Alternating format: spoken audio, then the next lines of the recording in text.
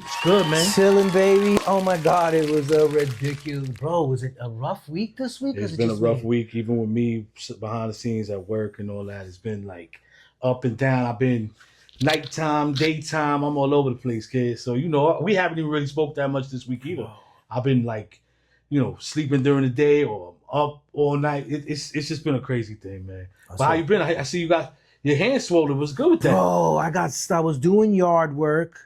Was it yesterday? It was yesterday, right? Yeah, it was yesterday. And I was coming inside the house to wash my face because the sweat was rolling in my eyes and it blinded me. I couldn't see. Yeah. So I grabbed the sliding door and that motherfucker got me. I think it was a wasp. That's wild. Oh my God. I felt it in the bone though, dog. My son got pun hands right now. Dude, it's like I got a sledgehammer. I don't know if you guys can see. You can't even see my knuckles. But then last night I was bugging out because the swelling started to move up my arm. I was like, oh, fuck. Yeah, that's scary, man. That's scary. You can't believe it. Oh, shit. Dude. Oh, I like the jacket, though, Jones. Shout out to Fuck Your Brand. Yo. Talk about it. I love you, motherfuckers. Fuck Your Brand. Can we talk about this jacket? That shit hard. Look at the details on that, y'all. That joint is great. And who helped put this together? Fuck Your Brand. They did everything. They created the twists on the Marlboro, the shell. He did everything. My dude is a great. Nah, that's fire. You got to really pay attention to the details. Now, I have a question. I received this as a gift. It's a beautiful gift. There was no name attached to it. What? That's hard body. And I only talked to one person about this 38 special. And I know it wasn't him, but back in the 80s, he used to have one and he rocked it. It's Ice-T. He had a dope one. And I hit him up the other day. I was like, bro, do you remember where you got that or what happened to that piece? Because that would be perfect for this podcast. And he goes, let me check into it. And that was it. But it came from California, but no, let me know. But I would love to extend my freaking gratitude because this is a beautiful piece. This is like my new everyday rocker. Shouts to Ice-T, man. He's a dope dude. Ice-T is a dope dude. The OG in the game. Got so many things going on. It's multi-platform, like, acting, music. Body Bag. Shout out to Body Bag. Body Bag, yep. The Medicine Woman. Medicine Woman in Jersey coming soon, right? Or it's open? Yeah, it's open. It's ready. Okay. Hey, when are we coming to do the interview, OG? Yeah, we got something. Holla at your boy.com. I'm Jersey bound. Let's heard? go. I'm with it. I got mad love in Jersey. It's great, and congratulations, Ice. That is a great thing you guys put together there. I love it. Really professional and elegant. Congratulations, my dude. That's dope. Ice is amazing, man. So the jack, fuck your brand. Fuck your brand. That shit is crazy, dog. I fucks with it. It's something that the streets need to see more of. Y'all doing a lot of dope stuff, man. We love it, and pleasure to have y'all with us. And the owner will be on my show. We're gonna have to mask him up. He's got to stay anonymous because no face, no case. That's no how we face, do it. No case. But we're definitely gonna have him praying. Fingers crossed that after my New York trip, hopefully after 4th of July weekend, we can do an episode with Eddie. Yeah, there you go. Shout out to Eddie Kane. Another thing. Shout out to Eddie Kane. Break a leg, my dude. Got some big things in the works with Eddie, man. Eddie's coming up. You got a performance coming up, right? That's why you're going to New York. Yeah, I leave Wednesday. We got a performance Thursday. He's got a performance Thursday. Doors, the Meadow, Brooklyn. Doors open at 7:30. Performance starts at 8:30. Be there or be square. There you go. Shout out to Brooklyn, man. Let's burn one. Let's rock to some good beats. Eddie's got some fly music out, so come on, let's do this. Show some love. Merch on deck. They're gonna have everything. So pull up. Brooklyn, show up, man, like y'all always do for your peoples. What's up? Word. Last week was Father's Day, right? Sunday. How was it? Oh man, I love my babies. My kids, you seen, bro. My kids, my boys just be. Nah, they laced them with some dope pie stuff. It's fire, man. Family's family, family's love, man. You need it, and to still have good family around is important, man. I got emotional. Let me tell you a little secret. My son Ricky, he loves to see me ball. So his cards are heartwarming. Like, Yeah. he gave me my card. He goes, Happy Father's Day. I was like, you know I'm reading this when everybody leaves, right? You are not going to put me on That's blast. the way it is. That's no, dope. I That's have dope. to. Just with him. Yeah. Everybody else is That's funny. the way I was for my parents. That's the way I am with my wife, my kids, and like my son graduated 2-3 weeks ago. Congratulations. Thank you. And it was just, I sent him a note in the morning, little text message, and I broke him down. He's not one to cry. He's always trying to be, thugged out, whatever. But he's a good kid, man. I love it, and I'm blessed. I'm blessed with both my sons and my wife. Yeah, I'm very soft when it comes to my kids and my grandbabies. A lot of people don't see that, but my kids, I'm super soft. I'm getting old, so I'm getting softer. But all you other motherfuckers get this gangster shit. Don't think for a minute you gonna get Mr. Softy. That's what's not gonna happen. We do it for the family. That's why we are. Yeah, I was. I kind of got I had a moment. I was trying to stay by myself during this moment because he played a song in Spanish dedicated to dads. Yeah. And I was like, oh man, this kid is determined to watch me ball. Amen. And I just grabbed him, right? And I was like, look, dude, bro, I was having a moment because I'm having a moment right now. We broke a cycle. And I couldn't have did it by myself. I said that I was gonna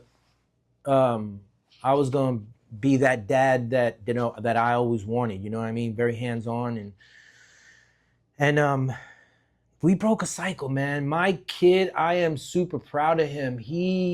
I'm just amazed. He's never had experience on being a father, and he got with Shamelli. Shout out Shamelli, I love you. You guys changed my life. He just seamlessly rolled into the father role, and I'm like, did I do that good of a job, bro? That you were equipped because I just. And it's her son from another relationship, but you be around us, you could never tell that. He is ours. Yep. We brought him in. You know what I'm saying? Yep. But it's just watching him be a dad, bro. I'm fucking super proud. And my son Chip, shout out to Chip, Jared, out in Arkansas. What an amazing dad he is. He's got 4. Wow. Yeah. He's 37. And he's a hands-on dad. Like, he's hands-on. Like, he's there all the time and still does his job, and it's amazing, Gotta do it, man, especially nowadays. And he's got a great wife, Jazz. Shout out to Jazz. I love you, Jazz. You complete him. I like that. Especially nowadays with the way the world is, that we're not set up to be hands-on no more. We're set up to drop kids off. Well, and it sucks. Me growing up, we still had the luxury. Mom was at home. Yep. Pops worked. Yep. Sometimes put in extra hours. He didn't have to work 2 jobs, and we lived comfortably. Yeah. Got a dope crib in Long Island. You know what I'm saying? But they had 2 brand new cars. Mm-hmm. We always had bikes, and you know what I mean? It was. Yeah, it's fine. But now, and during my generation, my children watched both parents work. Correct.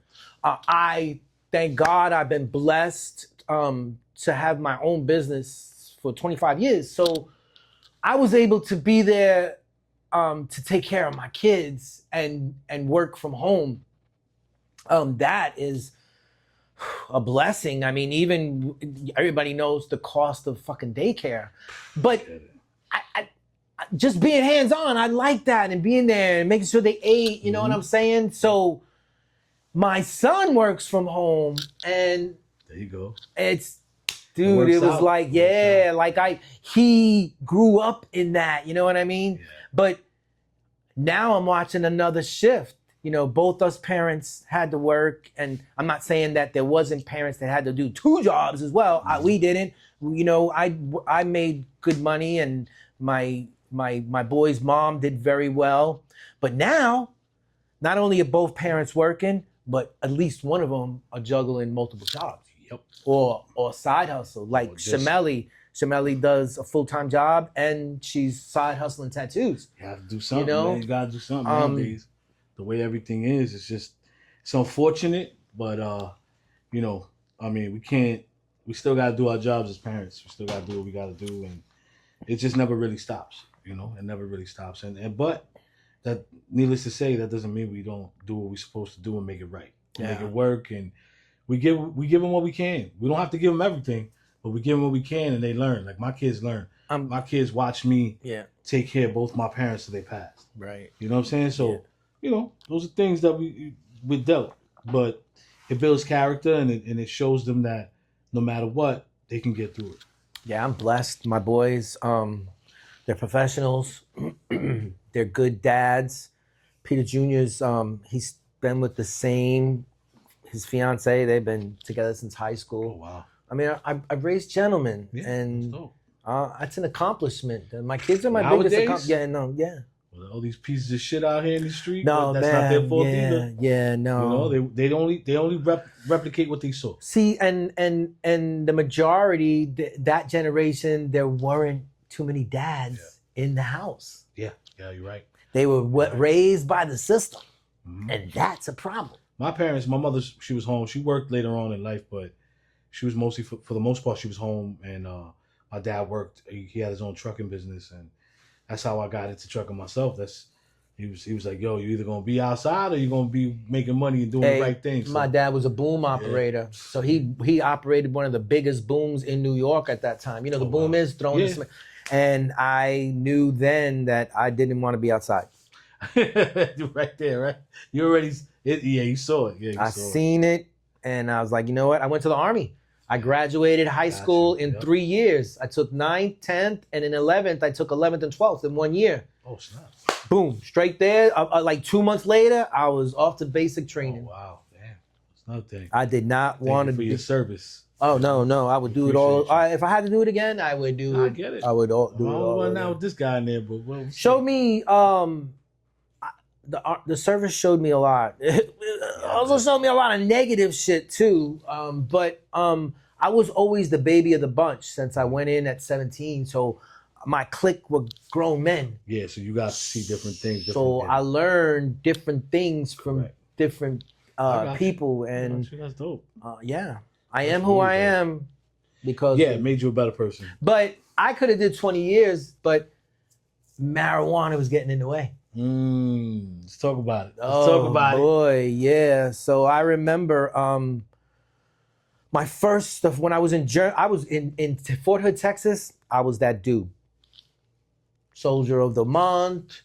You know what I mean? Yeah. I got certificates, awards, you name it. When I went to Germany, it was a whole different ball game. Wow. And I was taken back of how, I thought I was going to get that same love so I didn't.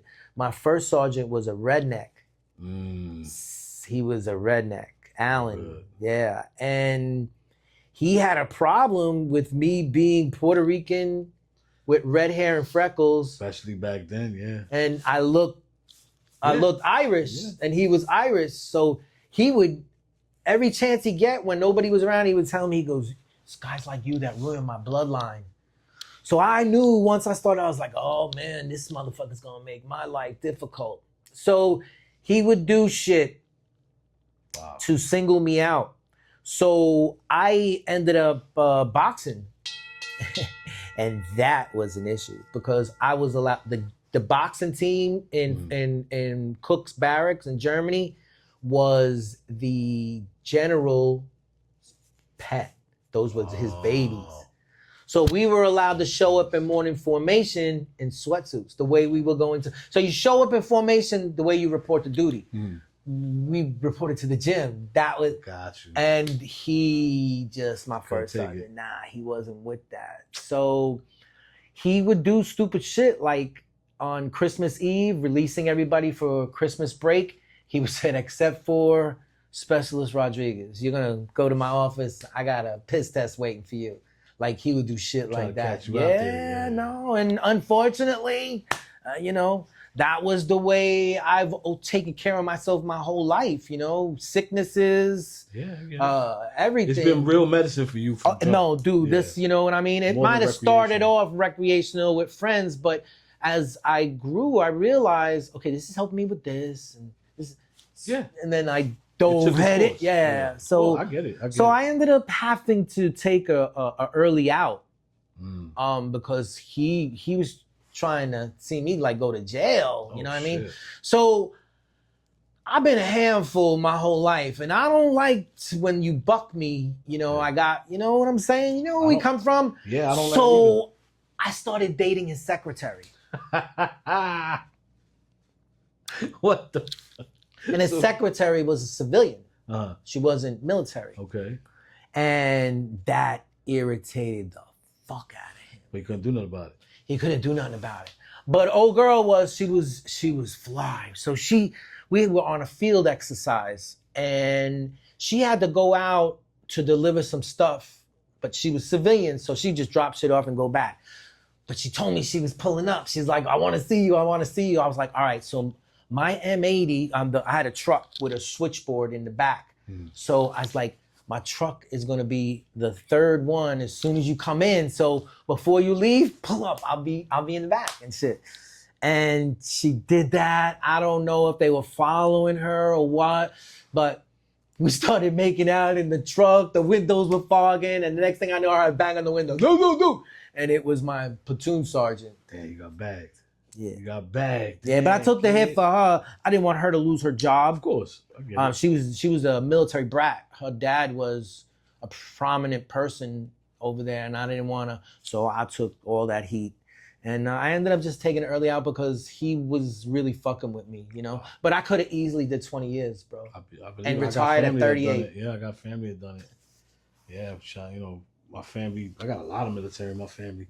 They were, you know, in the streets. And then my father pushed them a lot, most of them into the military because he saw where they were going. Well, you know that back in our days, that was a thing. There were judges that gave you a chance. They would say jail or the army. Yeah. Because at that time they needed the draft rate was super low. Like people joining the service, it was like at an all-time low. Yeah. So like they started incentive, like giving you bonuses for certain MOSs. Yeah. You know what I mean? Like his 20 grand. Yeah. You know what I mean? So they made it very enticing. I get it. No, I get it. And you know what? Not for nothing, it works out. But if yeah, you can stick it out, it works out. But you got that opportunity. I was in there with a few people that took the military over prison. I don't, you know, who knows if I would have fucking. Lord knows. Yeah. Nobody knows. Yeah, because I really didn't want to go to school. I didn't. I was smart. Yeah, like I maintained a B average without bringing a book home. My mother was like, "You ain't got no homework?" Because I did it at school. I never seen you. That excuse don't stick no more. She's like, how are you gonna fucking graduate? You're taking 2 years and I was like, I got this. Trust me, I got this. She's like, it's on you, you know, because I know you got plans. And I pulled it off. And when I was done, she was like, I don't know how you did that. I don't know how you did that. That's the way it is, man. But yeah. And I graduated with my sister. I kind of took the shine away from my sister a little bit. Nah, it's never that. Come on. I love you, Kim. My sister's my heart, yo. Me and my sister, we cat and mouse, bro. We were cat and mouse in school. And every time I seen her in school, like I couldn't even say hi to my sister or eat lunch with my sister because all these goofy motherfuckers would scream out, Raggedy Ann and Andy, because we both had red hair and freckles. But we are fire red shit, bro. Yeah. Look, my niece had a son just recently. He's 1. He's the most Caucasian kid I've ever seen in my life. He's ginger as hell. He's white with red hair. It's wild, bro. It's wild. My mother was the same way. They call me Archie.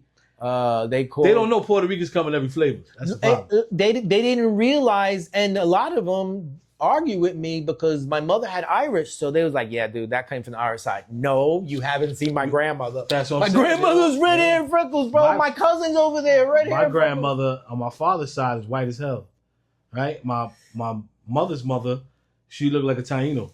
She was Indian. She looked Indian. If you see my brother, bro, you would never know we were brothers. My brother looks like you. My brother's white as hell. My brother's white as hell. My brother's Caucasian. Shout out to my brother though, but he's like, and I love him, man. I ain't shouting at my brother because he's a dick.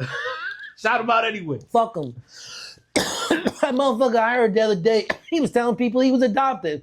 Bitch, please. Everybody thought I thought I was adopted for me because I don't look like nobody. My niece looks like me. That's about it. But shout out to her. Shout out to all my children Gina. have traits of mine. my boys, one looks like my wife, and the other one is me. And I feel bad. Ricky's triqueño with freckles. Yeah, that's crazy, right? That's wild. That's wild. Yeah. Chip, you got to see. Chip's mom's black. So, él es mitad moreno, mitad boricua. Oh, okay. He's got a red afro. Yeah, because it's you. Great. Yeah, he looks wild. just like me. No, he's That's got big wild. freckles. That's him right there, bro. Oh, Chipperoo. That's why he got his nickname, Chip. Chip off the old block. That's wild. He looked. I remember when, you always in the military, you know what I mean? You don't trust anybody. So when I first found out, I made sure I had $500 because that's what the DNA cost back then. Mm-hmm. So I made sure I had it. And when I pulled up, because like cameras and all that shit, I mean, we barely talked on the phone, me and his mom, when I had to leave. Because I got, I had to go to New York. And I forgot what the fuck I was going to say. I'm high. So on that note, we're going to take a break. We'll be back. Keep watching. We'll be back with more. Good butt, baby. Shouts to Fuck Your Brand and Ice-T for holding us down. We appreciate y'all.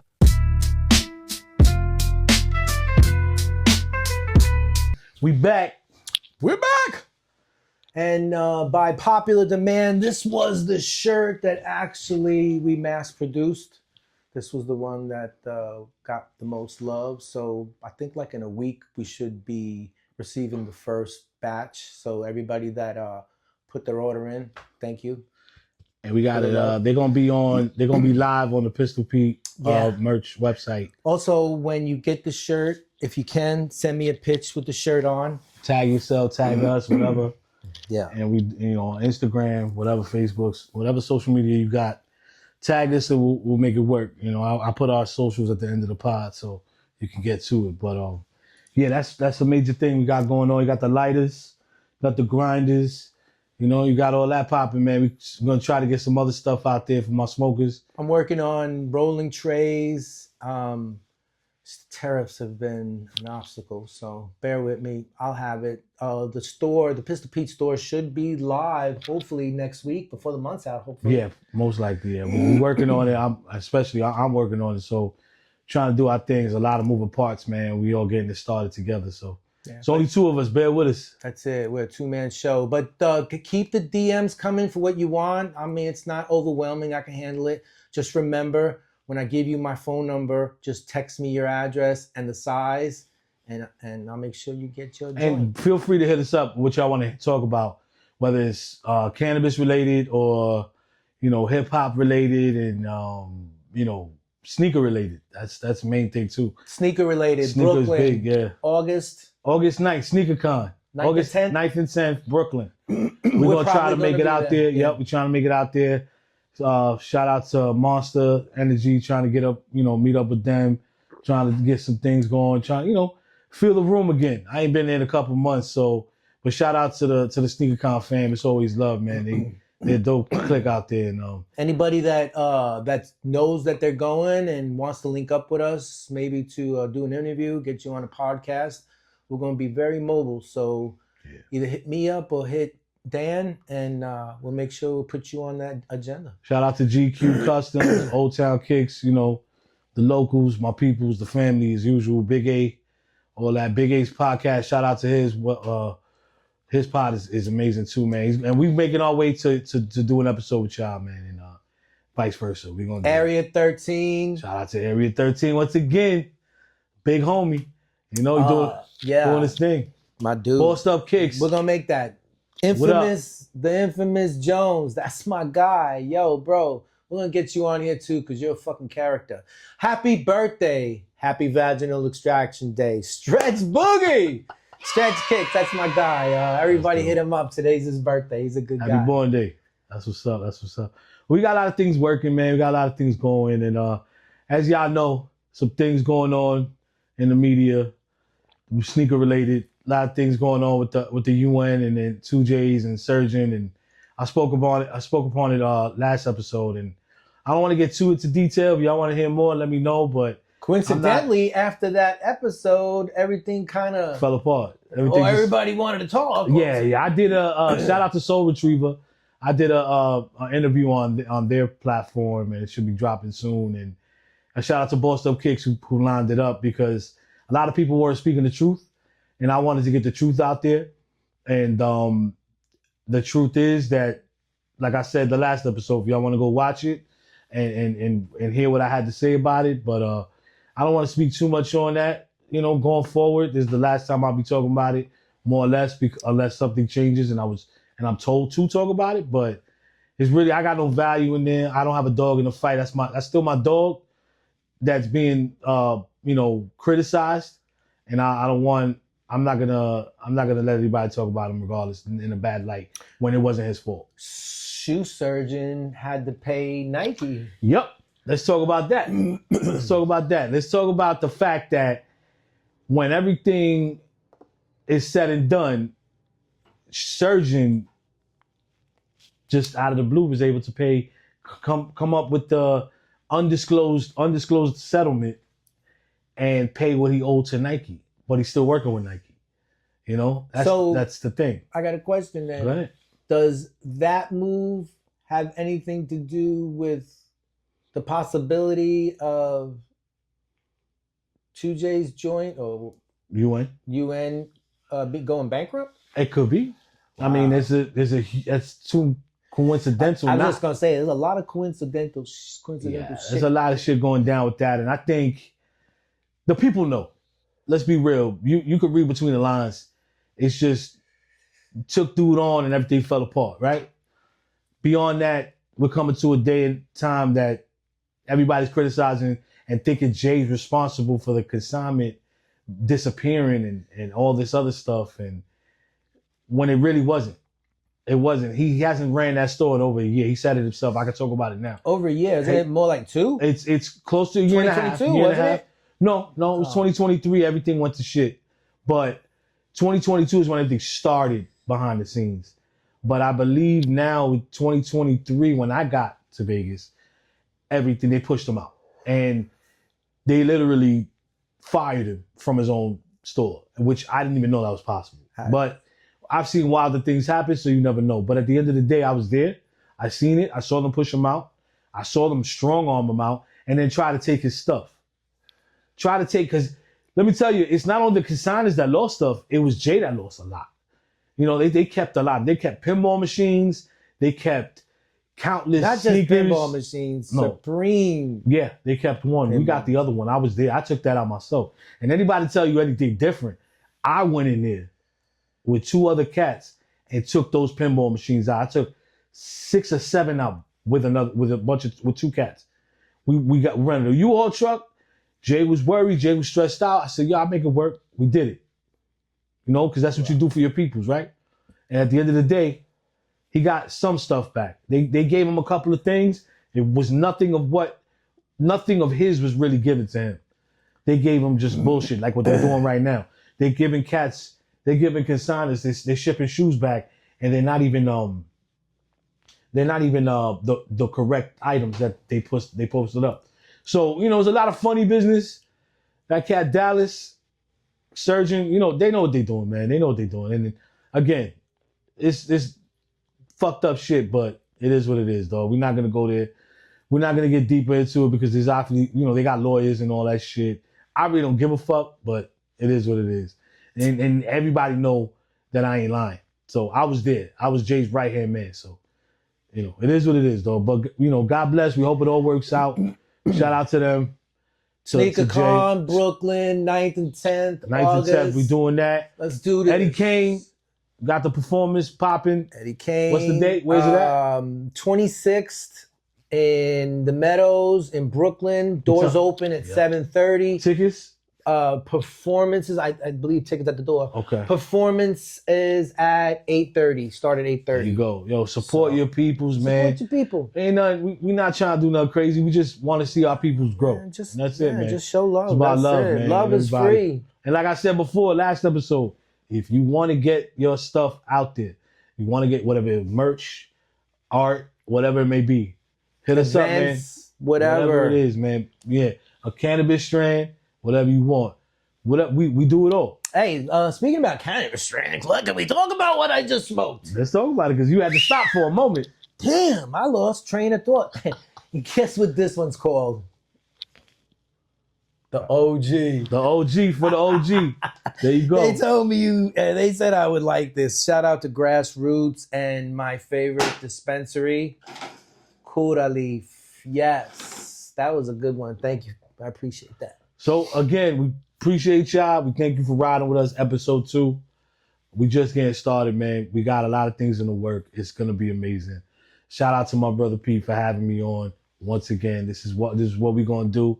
We're gonna bring light to a lot of things, and that's it, man. I hope you had a good week, dog. We had a good one, bro. Rocking, Watch out you don't fucking explode my fucking hand. Yeah, man, this is your house too, bro. We creating something together here, dog. So God bless. Good night.